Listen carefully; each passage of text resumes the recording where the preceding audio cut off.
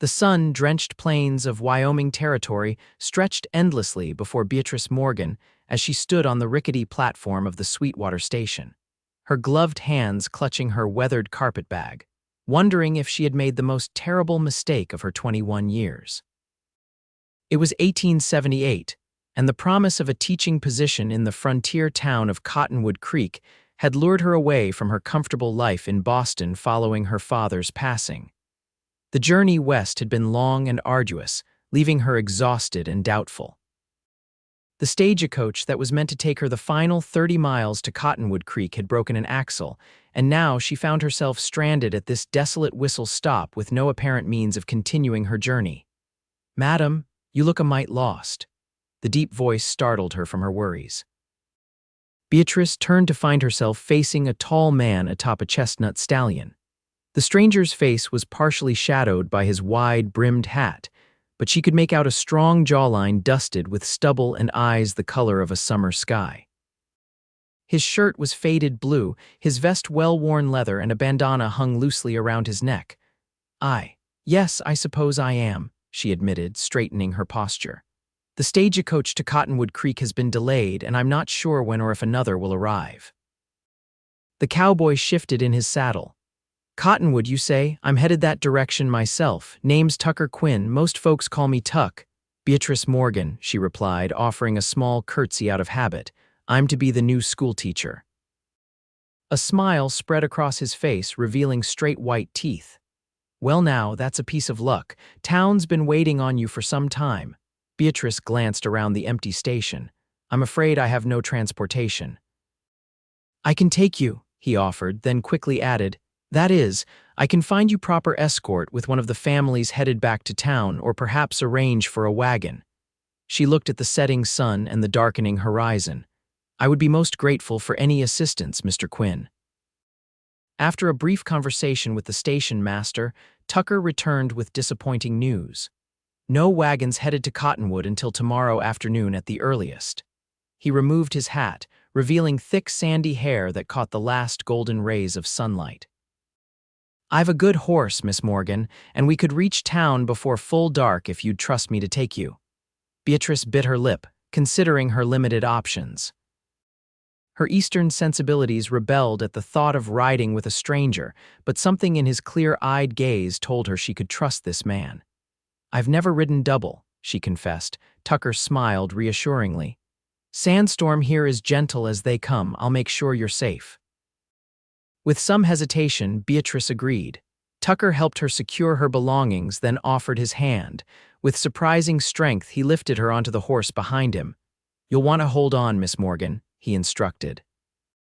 Tentatively, she placed her hands on his sides, maintaining as much propriety as the situation allowed. "Bit tighter than that," he said with a chuckle. "Unless you fancy falling off at the first trot." Reluctantly, Beatrice wrapped her arms around his waist, immediately aware of the solid warmth of him through his cotton shirt. The unfamiliar closeness made her cheeks flush. As they rode, Tucker told her about Cottonwood Creek, a growing town with just over 400 souls, a new church being built, and children eager for proper schooling. "Most folks are good people," he explained. "Hard workers building something worth having." "And what is it you do, Mr. Quinn?" she asked, trying to ignore the rhythmic movement of the horse that pressed her against his back with each stride. "Bit of this, bit of that," he answered vaguely. "Mostly I work cattle for the Big Sky Ranch, though I've been known to hunt bounties when times are lean." A bounty hunter. Beatrice couldn't keep the alarm from her voice. "Only hunting men who deserve hunting, Miss Morgan," he assured her. "Law breakers and such, nothing for a lady to concern herself with." The countryside gradually transformed as they rode, from open plains to scattered cottonwoods lining a meandering creek. In the distance, the silhouette of a small town emerged against the twilight sky. "There she is," Tucker announced. "Cottonwood Creek." "Not much to look at compared to Boston, I imagine." Beatrice took in the modest collection of buildings, the church steeple rising above the others. "It's exactly as I pictured it," she said honestly. By the time they reached the town proper, lamps were being lit in windows. Tucker guided his horse to a 2-story building with a sign reading Whitman Boarding House. "Mrs. Whitman's expecting you," he explained as he helped her down. "Finest cook in 3 counties and keeps a respectable house." Beatrice smoothed her wrinkled traveling dress, suddenly conscious of her disheveled appearance after the journey. "Thank you, Mr. Quinn, I'm in your debt." "Not at all." He tipped his hat. "Town meeting tomorrow evening at the schoolhouse. Folks will be eager to meet their new teacher." She nodded, then paused. "Will you be there, Mr. Quinn?" Something flickered in his eyes, surprise, perhaps, or pleasure. "Wouldn't miss it, Miss Morgan." True to his word, Tucker was present at the town meeting the following evening. Beatrice, now refreshed after a night's rest in Mrs. Whitman's comfortable boarding house, stood before the assembled townspeople in the one-room schoolhouse. She wore her best blue dress, her chestnut hair neatly pinned, as she outlined her plans for educating the children of Cottonwood Creek. Throughout her presentation, she found her gaze repeatedly drawn to Tucker, who stood at the back of the room, arms crossed, nodding encouragingly whenever their eyes met. In the lamplight, she could better appreciate his features: the strong nose, the laugh lines around his eyes that suggested a man who smiled often. After the meeting, as families introduced themselves and welcomed her to town, Tucker waited patiently. When at last they were relatively alone, he approached. "You impressed them," he said. "Even old Franklin Pierce, and he's not easily won over." "Thank you." She felt oddly pleased by his approval. "I hope I can live up to their expectations." "You'll do fine." His confidence in her seemed unshakable. "Thought you might like to know they've fixed that stagecoach. Your trunks arrived this afternoon. I had them delivered to Mrs. Whitman's." "That's very kind of you." An awkward silence fell between them until Tucker cleared his throat.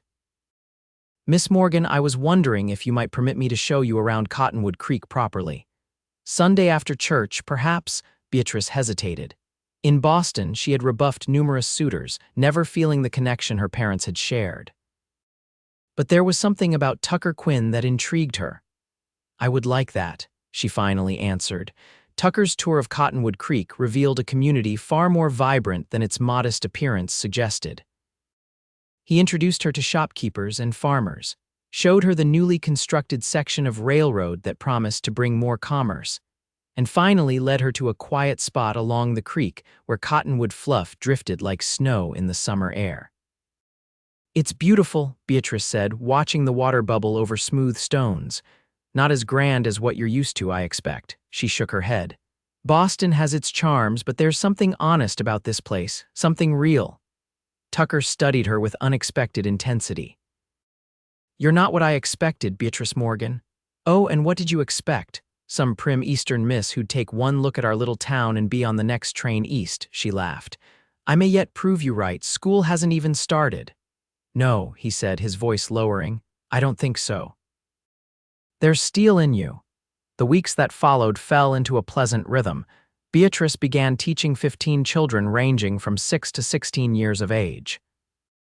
Though the challenges were many: limited supplies, varying levels of education, and the occasional resistance from students who'd rather be helping on family farms, she found the work deeply satisfying. Tucker became a regular visitor to the schoolhouse, often appearing at day's end to walk her back to the boarding house. Sometimes he brought small gifts: wildflowers, a particularly interesting rock formation, or a book he'd ordered from Denver. Their conversations flowed easily, covering everything from literature to politics to frontier life. One evening in late September, as autumn painted the surrounding countryside in russet and gold, Tucker invited her to a harvest dance. "I'm not much for dancing," he admitted sheepishly, "but it's a town tradition." "I'd be delighted," Beatrice replied, ignoring Mrs. Whitman's knowing smile from across the parlor. The harvest dance was held in the town's largest barn, decorated with lanterns and autumn bounty. A small band played lively tunes as couples whirled across the straw-strewn floor. Beatrice wore her finest dress, a deep green that complemented her eyes, while Tucker had clearly made an effort with a clean shirt and polished boots. "You look beautiful," he told her as they entered, his usual confidence faltering slightly. "And you're quite handsome yourself, Mr. Quinn," she replied, enjoying the way color rose in his cheeks. Though Tucker claimed to be a poor dancer, he moved with natural grace, guiding her through reels and waltzes. During a particularly energetic number, they stumbled outside for air, laughing breathlessly. The night was clear, stars scattered like diamond dust across the velvet sky. Tucker led her to a quiet spot behind the barn, away from prying eyes. "I've wanted to ask you something," he said, suddenly serious. "What brought you out here, really? A lady with your education and refinement could have found a position in any Eastern school." Beatrice considered deflecting the question but found herself wanting to share the truth. "After my father died, there was a situation. A man I'd rejected became persistent, inappropriately so. The position here offered an escape." Tucker's expression darkened. "Did he hurt you?" "No, nothing like that," she assured him. "But he made life uncomfortable. My father had been my protection. Without him," she shrugged. "The West seemed like a place where I could start fresh, be judged on my own merits." "I'm sorry about your father," Tucker said softly. "But I'm not sorry you came here." Their eyes met, and Beatrice felt a flutter in her chest that had nothing to do with the exertion of dancing. Tucker took a step closer, his hand gently touching her cheek. "Beatrice," he whispered, her name a caress on his lips. The moment was shattered by a sudden commotion from inside the barn. Shouts and a woman's scream propelled them back to the dance. Inside, they found three rough-looking men with bandanas pulled up over their faces, revolvers drawn. One held the town banker by his collar. "Nobody be foolish now," the tallest outlaw warned. "We just want what's in the lockbox and we'll be on our way." Tucker pushed Beatrice behind him. "Stay back," he murmured. Before she could protest, he moved forward, his posture relaxed but alert. "Evening, gentlemen. Seems you've mistaken a harvest dance for a bank."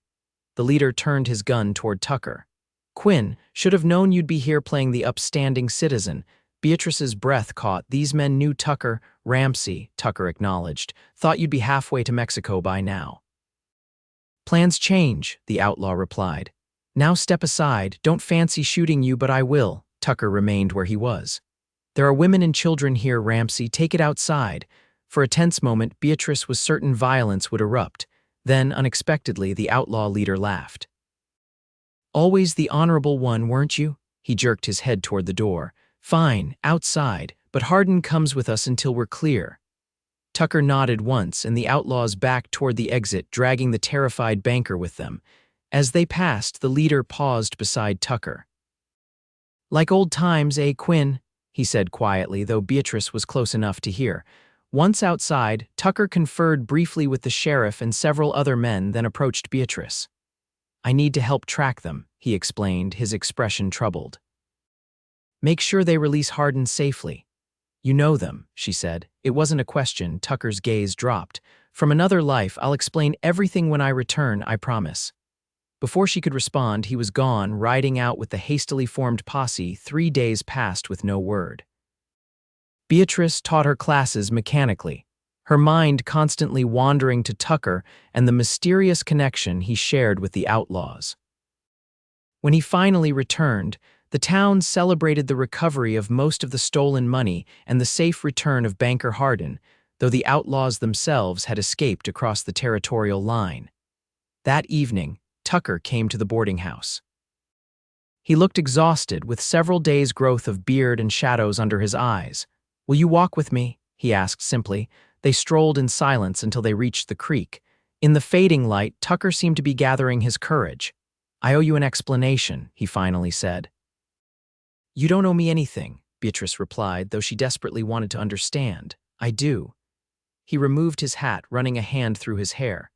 "I wasn't always the man, you know. After the war, I fought for the Union. I was lost, angry, fell in with a bad crowd. Ramsey was part of it." Beatrice listened without interruption as Tucker described years spent riding with outlaws, robbing stagecoaches and banks across 3 territories. How a job gone wrong had left a young deputy dead, changing everything for him. "I turned myself in," he continued. "Made a deal with a federal marshal, information for clemency, spent 2 years in prison instead of hanging." His voice roughened. "When I got out, I promised myself I'd live different, be different." "Is that why you came to Cottonwood Creek?" she asked. He nodded. "Few people knew my past." "Chance to start fresh." His eyes finally met hers, vulnerable and afraid. "I should have told you sooner. Would understand if you want nothing to do with me now." Beatrice considered his words carefully. The man before her was not the outlaw he described. He was the man who had rescued her at the station, who brought books for her students, who stood between danger and innocence without hesitation. "We all have pasts, Tucker," she said softly. "It's what we choose to become that matters." Relief washed over his features. "You're an extraordinary woman, Beatrice Morgan." Their relationship deepened through the autumn months. Tucker began helping at the school, teaching the older boys woodworking and sharing stories of his travels that Beatrice suspected were carefully edited for young ears. The town accepted their courtship with approving nods and knowing smiles. On a crisp November evening, Tucker invited Beatrice to ride with him to a special place he wanted to show her.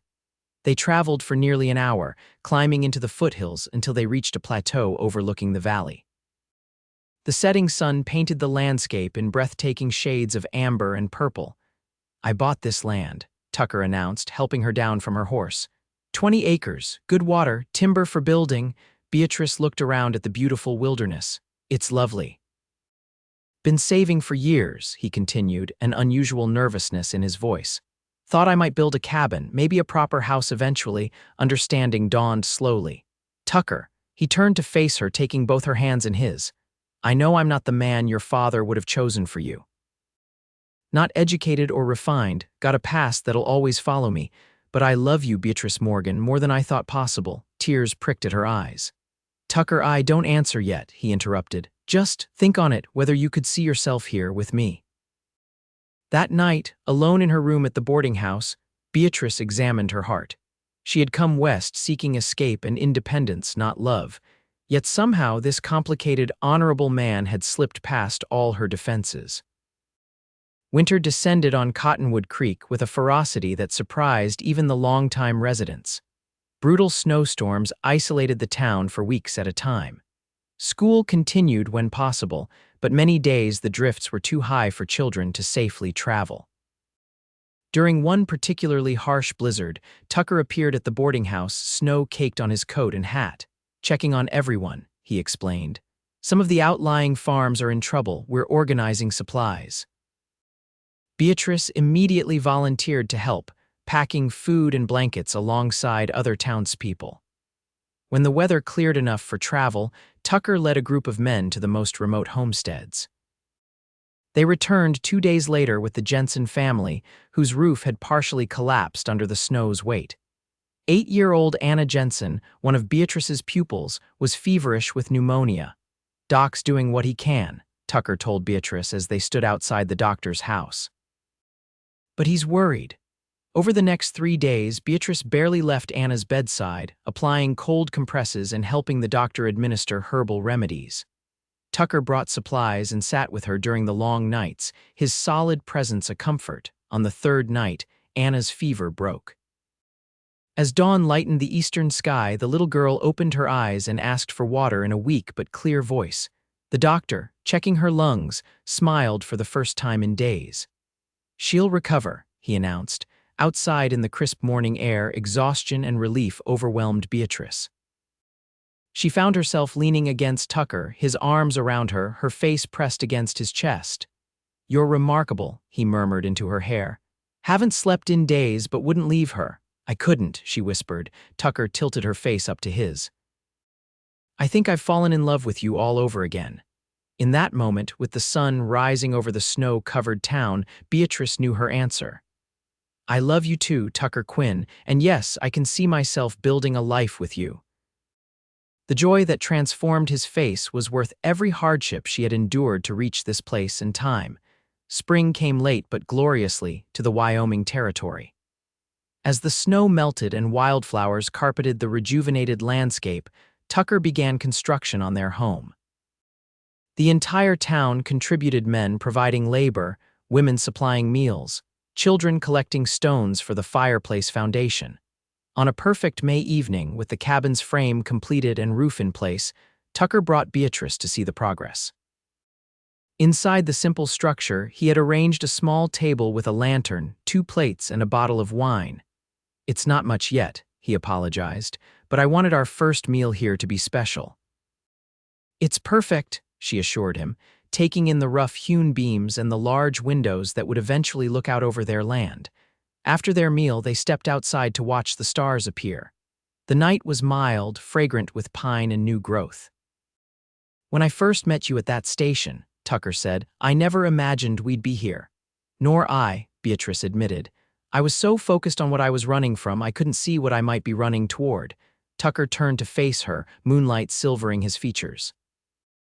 "2 more months until the cabin's finished.